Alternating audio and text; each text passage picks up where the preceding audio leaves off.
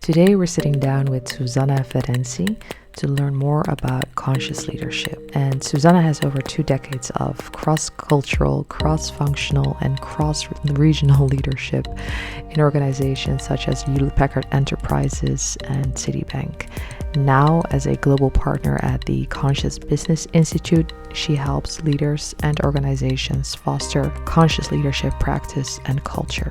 And I'm very excited for you to learn more about this, because if we think about cathedral thinking and building that wonderful building for future generations to come, leadership of yourself and leadership of others is essential in the creation of something big, something fundamental, transformational, ultimately monumental.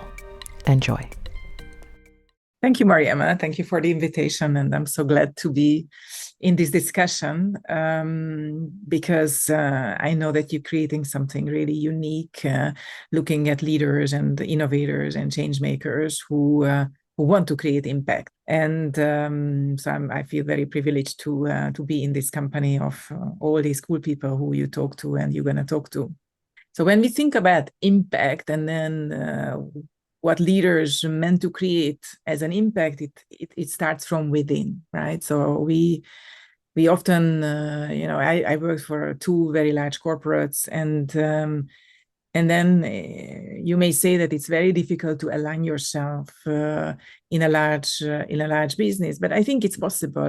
But you have to know, you have to start from within and really understand that who you're here to be, who you are authentically, what your energy is, what is your passion, and what you want to change in the world, what value you can bring to the world, you want to bring to the world, and when you think about impact, it's really something that changed fundamentally at the end, right? You cannot reverse. The impact is done through the changes, through your interactions, your energy, and then it's unreversible. I mean, it will continue to evolve, it will continue to progress, but you've brought a change to a level from where hopefully it continues. So even if leaders sometimes feel that everything they've done get reversed, which is also somewhat my case in when I left Hewlett-Packard Enterprise, and then I just see what happened. People often say that, everything just went back to where it used to be. I don't think so. Yes, it changed to, again, a situation which is not very bearable and not very inspiring, but we cannot say that what I've done can be undone. Yeah. So when I work with leaders, the first task is really to understand who they are, first and foremost. What is the value that they create? What is the change that they seek? And then how do they go about the change? And then it's really equipping them with tools, techniques, strategies, reflection, how they bring the change about. Mm-hmm, mm-hmm. And what are some of the things that people struggle with the most, or that they really want to change to create that impact? And maybe we can also hear your definition of making positive impact in the workplace or true business. Mm-hmm. So when I talk to conscious leaders, what comes very, very clearly through these discussions is that they create impact through others. So every leader that is a little bit heart-centered and human-centric beautifully talks to the fact how they created the impact with other people. And how they create impact with other people is not by pushing them, is not by commanding them, is not by making them do things that they don't want to do, is by inspiring them. Because leaders that are conscious leaders, human-centric leaders, they often see the potential in others, and then they really articulate or help the person articulate that potential, and they're really bringing them to their potential. So that's what I hear time and time and time again when I talk to inspiring leaders, conscious leaders, that they create the impact with others, together with others. They co-create the impact. They create it through bringing the potential of others to light, and then really nurturing that potential to create that impact. Mm-hmm. But there is nothing wrong also with creating impact alone, right? I mean, of people, maybe artists or even people in the business world, maybe researchers, maybe teachers, maybe thought leaders who can do it all by themselves. But most of the leaders that I talk to, they really resonate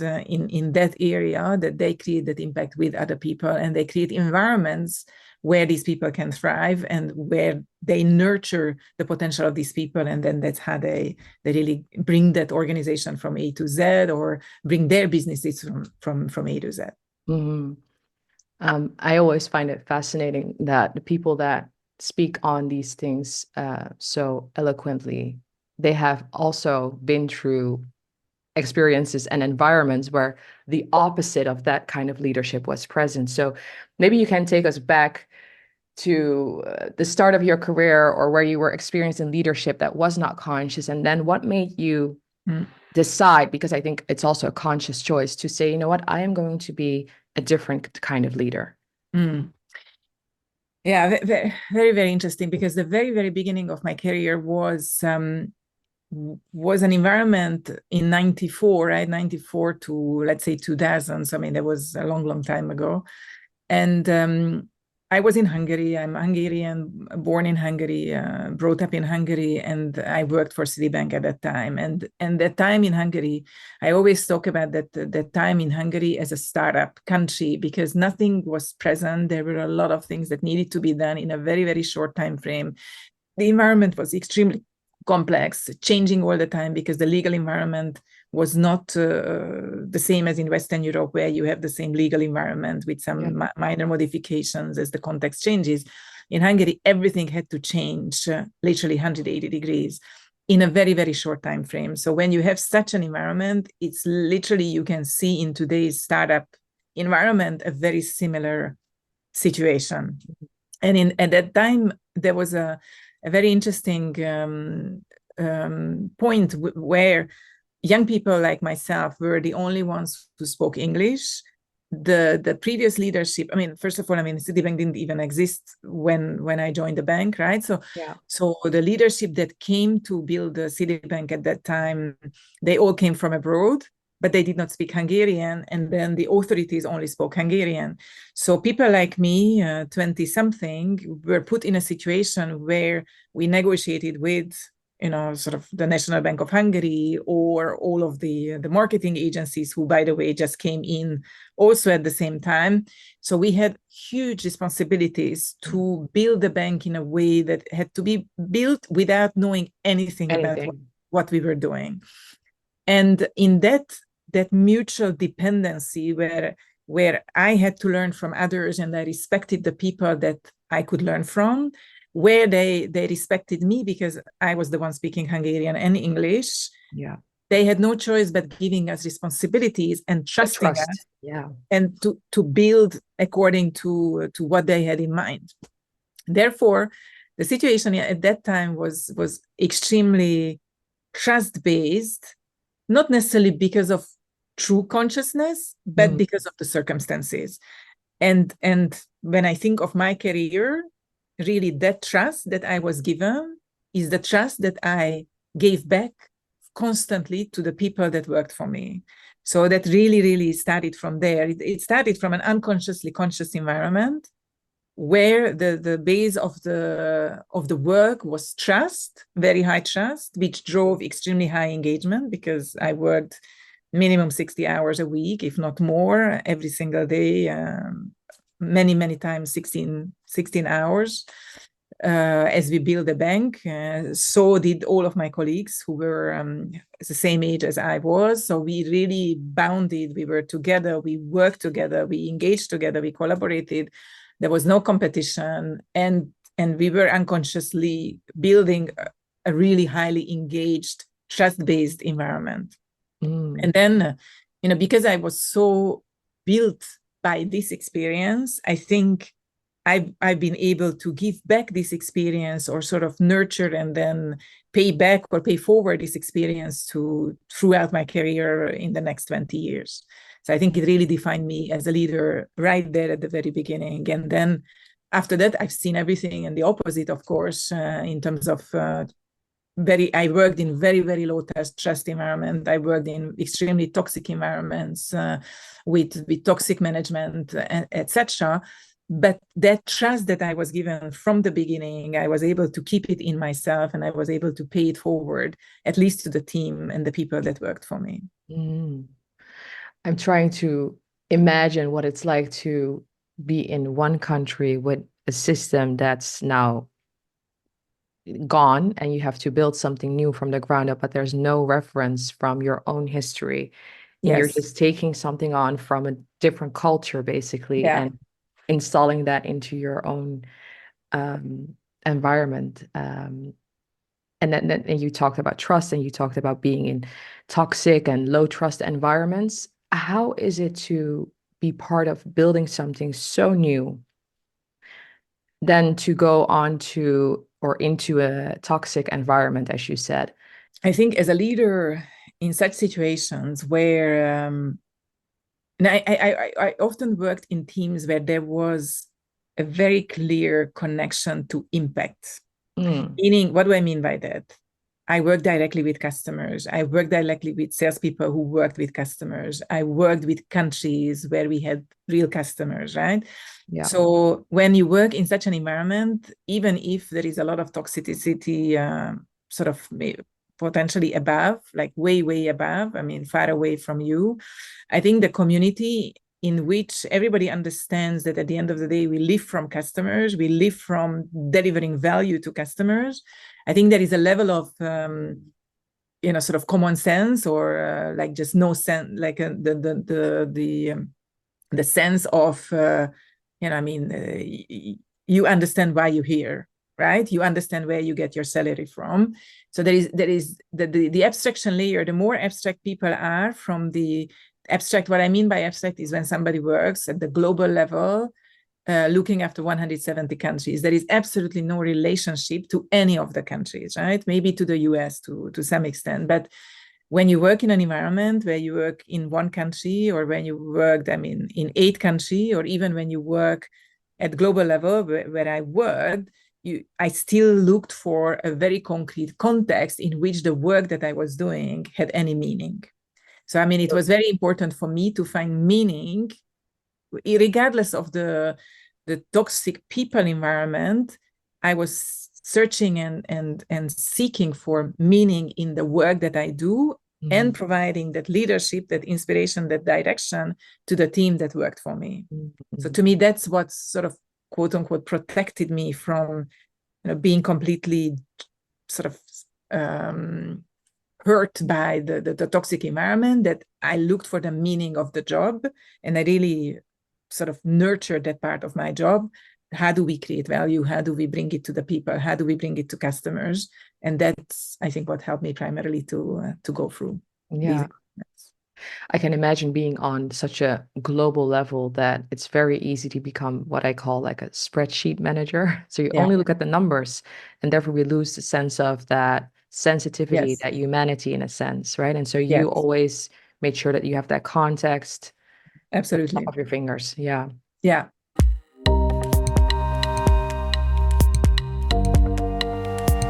You have this analogy that you always use, and I always ask you to give it to us. But about the carriage, because I think the carriage analogy is such a beautiful way to really distinguish between leadership and then being a conscious leader, somebody who gets that context and has that human sensitivity. So maybe before I respond and I explain a little bit my carriage example, let's just address a little bit the consciousness of what is really a conscious leader. And if I take my example, I think for a very long time I was a very unconscious conscious leader. And what I mean by that is that I think conscious leaders, as we work with in Conscious Business Institute, I think they are first and foremost self-aware.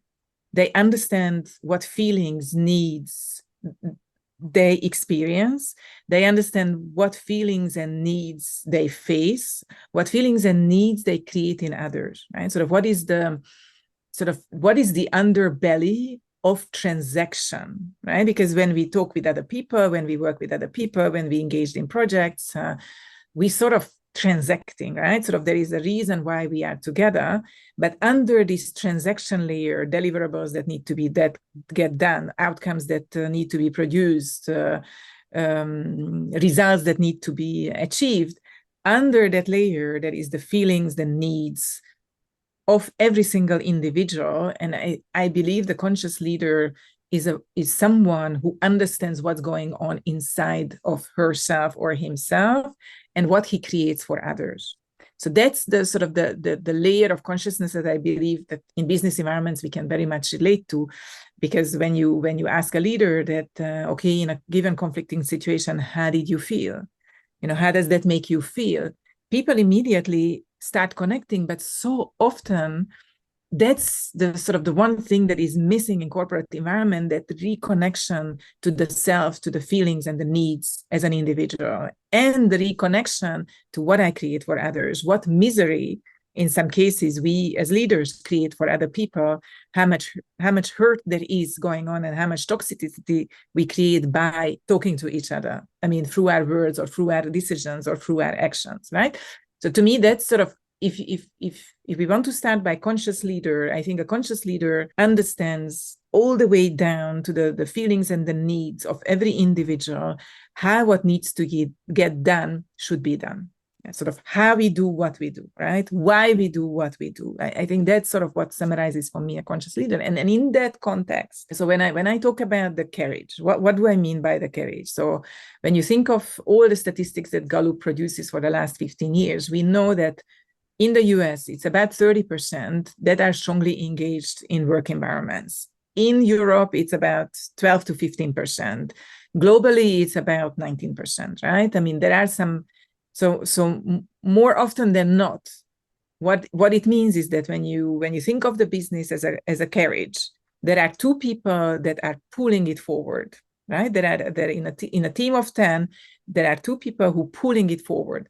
Roughly 5 people sitting on the carriage. The carriage is pulled by the 2 people, they're sitting on it, but then there are 2 or 3 people, more like 3 people, who pulling it literally in the other direction. So just by looking at the sheer physics or energetic of this analogy, you understand why exactly we suffer from what we suffer in the current business environment, why productivity is where it is, why innovation is where it is. Because literally in a group of 10, there are only 2 people who is pulling forward, and there are 3 that are pulling in the other direction and 5 that are sitting on it. And then maybe sometimes they jump down and then jump on again, depending on the circumstances. And again, engagement is not like a lifetime sort of commitment, right? I mean, sometimes you really engaged and you jump off the carriage if you're looking at from an individual. Sometimes you get on, and sometimes you're literally pulling it in the other direction. So, I mean, I think in everybody's professional life, you can relate to, I'm sure you can relate to areas or phases in your life when you were really engaged and you were pulling the carriage, and then when you were pulling it in the other direction. So I think that's sort of how I like to explain customer or employee engagement. And then how it relates to consciousness, because a conscious leader would know, would feel it, would understand it, would be aware of his or her own level of engagement, feelings and needs that drive that engagement, and would be completely aware of what's going on in the environment where they work.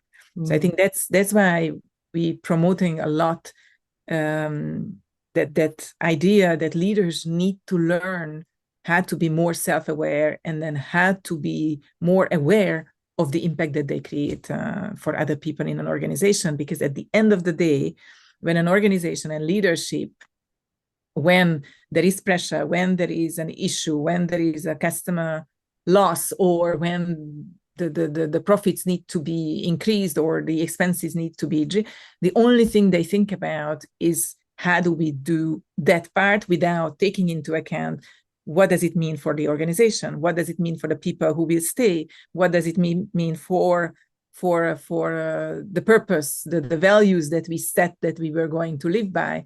So when people are focusing only on solving the immediate financial challenge, that's when the trust is broken in organizations or in teams, because then there is just so much fear, and then there is so much disappointment that the only thing in that particular case leaders can think about is how to fix the business issue, and not taking into account the context of the people and the result and the impact of the people when that decision is going to take place. I mean, I've been witnessing hundreds of these decisions where on the Excel sheet it looked amazing, and then the long-term impact was disastrous because simply the context of the people were not taken into account as part of the decision. Yeah, so the cost of not considering the effects on a human level, yes, they definitely outweigh the beautiful calculations on the Excel spreadsheet. And that's what makes people jump on the carriage or literally move the carriage in the other direction, because they get disillusioned, they lose the trust. They lose the trust in the organization, but they also lose the trust in seeing that they have a future in this organization, because when these decisions are made, more and more they analyze that, is this in line with my own values? And then the more they see the discrepancy between how the organization is making decisions versus their values, the more disillusioned they become, and then they start voting first to jump onto the carriage and then literally jump to the back of the carriage and pulling it in the other direction. Yeah, I've seen this many times working with organizations that, the coffee corner, right, is always the place where, or you call it the break room, where people gather and they talk a lot, and it's fun. But there's this almost like a tipping point where there's too much chatter in the break room. And then what is happening often is that people are complaining about what leadership is doing or what they're not doing. But they also don't feel the safety or the security enough to talk to the leader directly about it. And that's where you see engagement going down, people checking out, and they call it quiet quitting now, right? It all goes back to trust again. And being self-aware is what you're saying. Yes, to me, the secret sauce of a conscious organization is trust, and how you build that trust, and then how through your actions you prove it time and time and time again that people can trust you. And because it's in the difficult situations then the true integrity shows, where people are really they experience your integrity through the difficult situations when difficult decisions are needed to be made. Yes. And only then you feed the trust further, and then this is how you nurture engagement.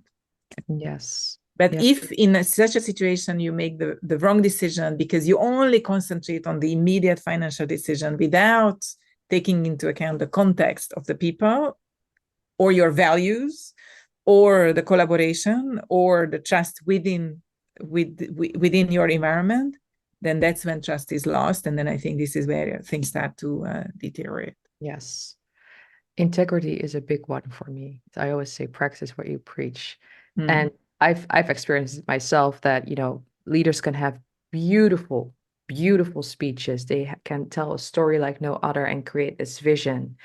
And we're on a mission, and this is how we're going to get there. And then the week thereafter, you see them do something, and you're like, seriously? So it's about trust. It's about awareness. And then you have been working in the go-to-market space or marketing sales area for many, many years. And you told me once about introducing love into the practice of a sales team. Tell me about that, because I think a lot of people, they think conscious leadership, what is that? And then talking about love in business, are the two possible together? Thank you for that question, Mariama. So when I talk about love in a business environment, I mean, it starts again with that question that who are you as a business, right? What is the raison d'être of this business? Why do you exist in the first place? And the beautiful example that I always use that, for example, even if when you look at Unilever, for example, Unilever, long time ago, it was not a business to please shareholder needs and successes at whatever. Unilever was born to provide affordable hygiene for a lot of people in north of England. This is how Unilever started. So their raison d'être, the impact that they wanted to create is that people have access to hygiene And through that, maybe they can have a healthier life. Maybe through that they can work, and then they don't suffer from the consequences of the lack of hygiene, right? So this is why Unilever was created in the first place. And fast forward into today, I don't know how many people are still connected to that original idea, and to what extent decisions are made in the light of that. Do we still create that impact? Do we still passionate about that impact? So when it comes to, let's say, a B2B organization, another example would be that when you look at an ERP system, could be seen as the money maker for certain companies, and then they have this product, and then we sell this product, and then our reason to be is to sell the product. Is it really? Or could it be that the reason why you exist in the first place is because companies, as they grow, they need to get organized? I mean, potentially an ERP system is there to help other clients to get organized so that they can grow with their complexity.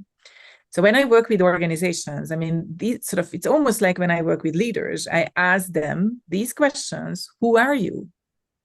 Why do you exist? What is the problem you're solving? What is the impact that you create? What's the change that you bring to the world of your clients?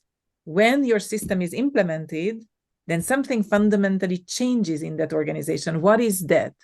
So really helping businesses to reconnect or reframe the way they look at themselves and their product, to see that what was that love of the problem that they originally set themselves up, and then create organizations and products and services to solve that problem. And so once we are able to do that, then there are two things that happen. One, people recognize that our product is not for everyone, right? Sort of we really need to find the right customer where this product is relevant, where the solution is relevant, where the value that the product brings can be consumed by these other companies. So that's the first thing that happens. The second thing that happens, that they reconnect themselves to the love of that issue that they were set up to solve in the first place. So rather than talking about product features, benefits, the options, ways of implementing, they really connect with their clients, to figure out exactly how that problem that they are here to solve shows up in that organization. So it brings a different level of conversation, because what it does for sales people or leaders, or even when we are proposing solutions from Conscious Business Institute, it's no longer about sales. It's about finding your swim lane in which you are absolutely have the clarity that this is the problem I'm in love with, and this is how I solve that problem. This is how things change when we solve that problem. And you're providing a solution to someone where the problem exists. So it's no longer about being disconnected and feeling that, okay, my job is to sell this product. No, actually, your job is to help customers find a solution with or without you for the problems that they have. And that's how you bring consciousness into sales. Consciousness in sales is that awareness, again, what we talked about for individuals, is the awareness who I am, what my capabilities are, what my capabilities are not, what problem I'm solving, how I solve that problem, and what's the impact that I'm creating. So that's how you bring consciousness into sales. It's really the perspective shift. Yes. Again, from going away from the numbers to what am I actually doing here? And to go back to love in business, I wrote down, it can be passion. You're really passionate about something, and that translates into building a business. Or you can have that sense of an urgency. Maybe that was the case with Unilever, where this hygiene was a problem, and they said, let's do something to solve this. So love can, be urgency, or it can be passion, or it can be something else, but translating. It can born out of frustration, right? Yeah, it can also born out of desperation. Yes. And it doesn't matter, but there is love behind this, right? I mean, like in the Unilever case. Yes. I love also what you say, the raison d'être. So why do you exist? And I think that's so interesting when we talk, especially in this podcast, about cathedral thinking and impact. Um, and right now, if you look at the world, for example, climate or the social climate as well, we see the effects of businesses, 100 years back that weren't really conscious about the effects that they would have in the long run on the climate or on the social equality of people in our society. And so being conscious is being conscious in this business, but it's also about being conscious what your business is doing outside to the world out there, which can also be very far away. Going back to that global perspective where you have your spreadsheet, you don't have the context. The beautiful thing is that every human being, I think that there is a lot of hope in all of this. I mean, I'm sort of maybe a little bit of a born optimist, and I never see things as linear. Like, yes, it may be that it's like a huge mountain in front of us solving the sustainability problem.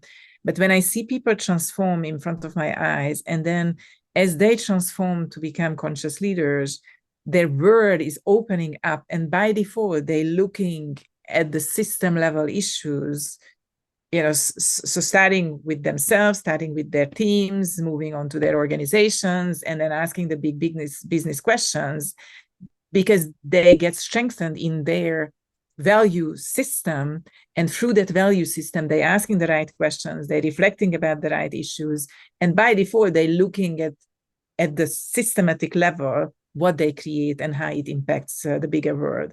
So I truly believe that if companies like Conscious Business Institute and many, many others who really bringing leaders to a higher level awareness, and then helping leaders to transform, to find their authentic selves, and then having the tactics and the tools and strategies of how to exercise this, I think I always feel very, very hopeful, and I always feel very, very optimistic about that. Yes, we can still solve the problem. I'm not mad at companies who've been unconscious for 100 years, or as long as there is a movement towards consciousness, as long as they understand the impact what they do, as long as they have the capacity to transform. And I truly believe that more and more we'll see these kind of organizations where the leaders create that capacity within themselves first, and then with their teams and organizations next. I like that. An optimist that doesn't always follow linear thinking. I like that. So you're saying moving the needle in the right direction is already a great way forward. But I do want to talk a little bit about greenwashing, let's say, because I think a lot of people, leaders, they think, hey, this is a new selling angle, right? We can create a new market segment here or tap into that by presenting ourselves as green or as conscious. And you said something very interesting just now. You said, we bring the leaders to a higher level of consciousness, and they're thinking in a systems level way. And then they use their authentic self to implement those changes in the business, right? And then when I think of greenwashing, it's inauthentic, and they're actually doing the opposite of systems level thinking. Can you speak on that a little bit? I think it's very natural as part of any transformation where there is a new paradigm that is sort of surfacing, right? That you have people, opportunistic people who make use of it and then using it for their marketing tactics, or they're using it to make big statements. I never believed that this is sustainable. I don't think it's sustainable. Yes, it could be frustrating. You could hang up on this and say, oh, I mean, this is so it's so not right, and then you move on and you don't buy from them, right? So I think it's after a while it shows through because it's inauthentic. And I think, again, I trust humanity, and I trust every human person. Once they reconnect with themselves, they see through these things. I mean, even if they're not conscious, they see through. They don't know maybe how to articulate that, but they know that Feel it. something is not correct. So Yeah. maybe they buy one thing, and then after a while they don't. And I think it's just natural part of the whole transformation. to carry energies such as what these organizations present with us, almost to have a mirror effect that, okay, okay, we still have work to do. Yeah. I think it's part of this, and then it's somewhat good that it exists, and I don't see a problem with that.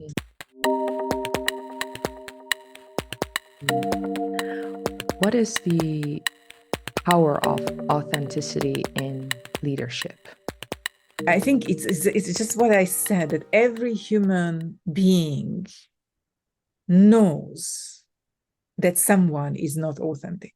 Mm-hmm. So when a leader shows up and then for whatever good, right, unknown reasons, the person is not showing up as authentic, everybody feels it. So there is no trust. I mean, by default, they won't trust that person. So authenticity are the keys to trust, actually. Absolutely. Yeah. And if Absolutely. if you aren't authentic, you'll never unlock the level of trust Yeah. that you need There to is a really beautiful create impact. power in every single human being to feel. And again, even if they cannot say what Name it it. is, they Yeah. cannot name it, they cannot put a language around this, they know. They have that inner wisdom that tells them, no, I probably need to protect myself. But that's what creates these organizations that are not functioning up to their potential, because people are a little bit careful and wary. What is it exactly that I need to do here? I better be careful and I better protect myself. Yes. Your LinkedIn bio is wonderful, and it says something. I'm going to quote it here or paraphrase it. You say, I work with leaders for whom the following statement sounds too familiar. 1, I have a dream. 2, I have a plan. And 3, I just want to go on vacation now. Tell Yes. me about your work with leaders through the Conscious Business Institute, and also you wrote a book on this called Enter Your Flow. Yeah, so the have a dream, have a plan, and then all I want is just to go for a vacation. It's just a language around visionary leaders who have the energy to ground their visions and to get overwhelmed because they daydreaming all the time. Mm-hmm. There are many leaders like this out there in the world, and often these are the ones that come to Conscious Business Institute. So once they reconnecting with themselves, and they may be beating themselves up that, am I a visionary person? No, I am actually a good operation person.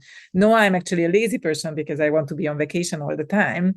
So this is this combination of energies that I start working with, and this is what we put in a little bit in place, and then create awareness around this for individuals to really start loving these three energies together. Mm-hmm. And then from there, they can create a lot of things. With regards to the book, my last 30 years, I've seen it time and time again that I just wish people could have access to having little exercises or tactics or tools or strategies as to how do I discover my relationship to work, because after sleeping we spend about 90,000 hours in our life to work. That's the second largest time spent in our life is at work. So it does matter how we spend it. It does matter with whom we spend it. But if we don't know, then we could just say, I don't know why I feel this way, because you don't have a reference point. That's who you are, right?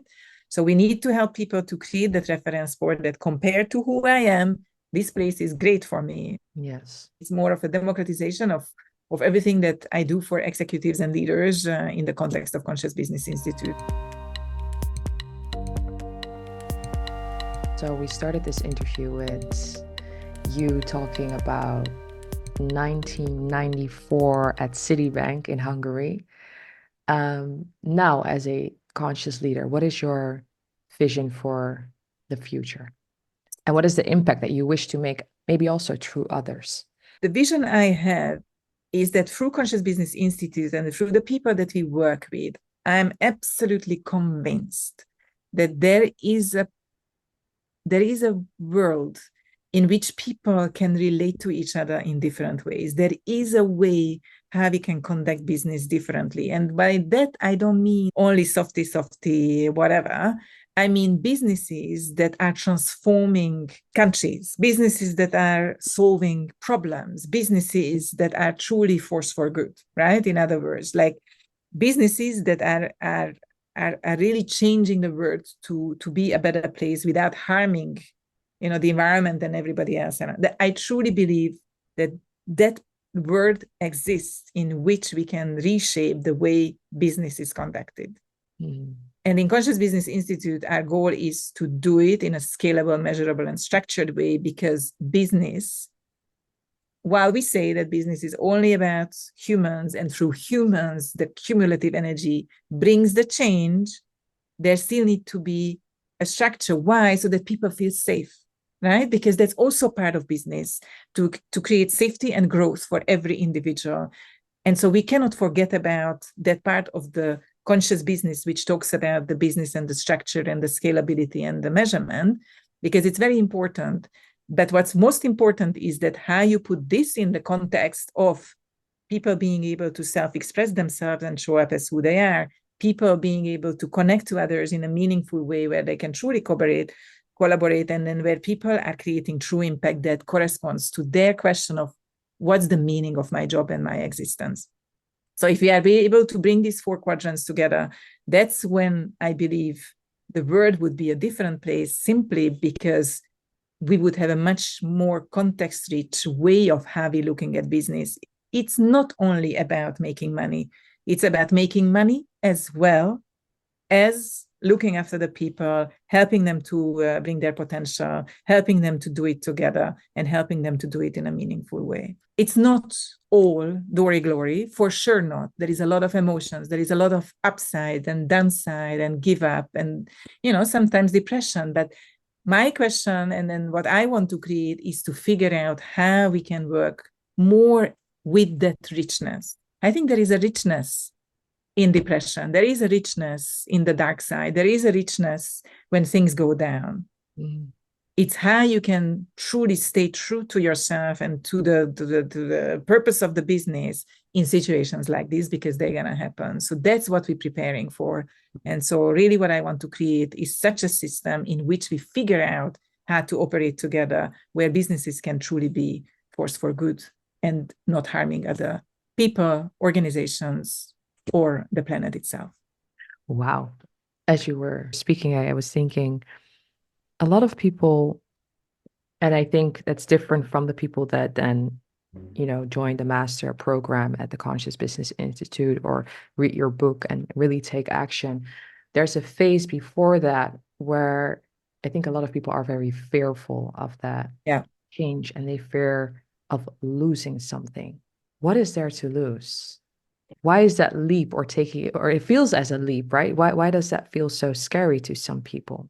Well, I see a lot of it is related to the current system, how we were brought up and what we were told the rules are. Unless people are able to truly answer this question, that what will you truly lose if you were to change? So they don't think about this question, and this question remains abstract. And when this question remains abstract, I think they cling on to that idea that they're going to lose a lot, right? And then say, okay, I don't feel secure. If I was to change, there is no security there. If I was to change, God knows what's going to happen.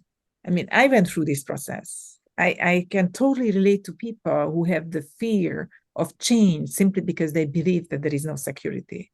So the first thing that they need to come to terms with, and they have to go through that journey, I would say not alone, but they have to go through that journey before they can come to us, I believe. They have to come through that journey that, yes, there is fear. Yes, there is unknown. Yes, there is discomfort.